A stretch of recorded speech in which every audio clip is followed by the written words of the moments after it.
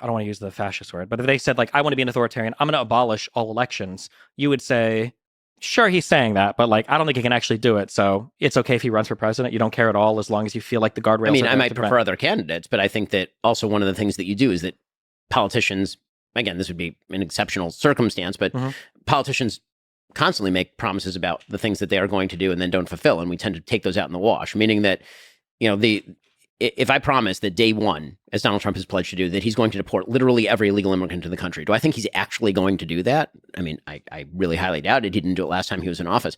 That's just, there are many examples of this. I agree. Do I think, here's my question. Do you think the guardrails are going to fail to hold? I'm not sure.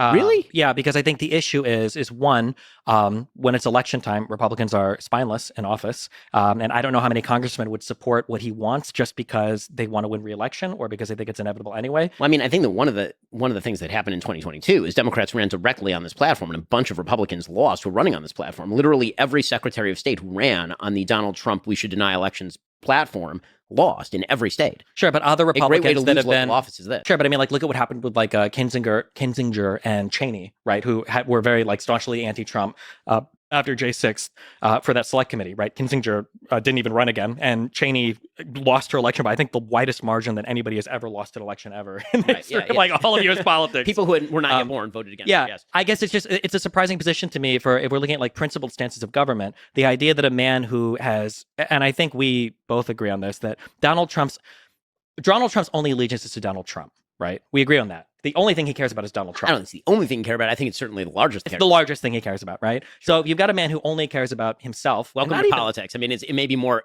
But that's not even. It may be more with Trump, but it's certainly not unique to Trump. I think that the issue with Trump too, though, is I think he's even a threat to the Republican Party, in which I think you would mostly agree with me. Maybe not overall, but on every individual point, Trump picks bad candidates. He has no concern for the future of the Republican Party. Like, for instance, I think there is a chance, I don't think it'll happen because of how the polling looks now, but if Trump didn't get the nomination, I think Trump would say, screw it and run as an independent because he thinks he can win or whatever, right? I doubt that he would do that, but theoretically, possible. He could. Yeah. I mean, again, he was really content to throw Georgia, the two runoff elections under the bus because Raffensperger didn't support him for the election. So, stuff. What is all of this in service of? What's the generalized argument that you're making? Do you believe? I'll go back to my question. Do you think that if Trump wins, there will be no more elections? Is that like what? Put a percentage on it. What percentage do you think that's a reality? If Donald Trump wins, I think there is a 100% chance that he will try to prevent the peaceful transfer of power. In terms of would he succeed? I can guarantee you he will not do that. Why is that? Because he's in his second term and he's no longer eligible, and he will believe he won and he will leave. Yeah, but hasn't Donald Trump himself joked about running for a third term?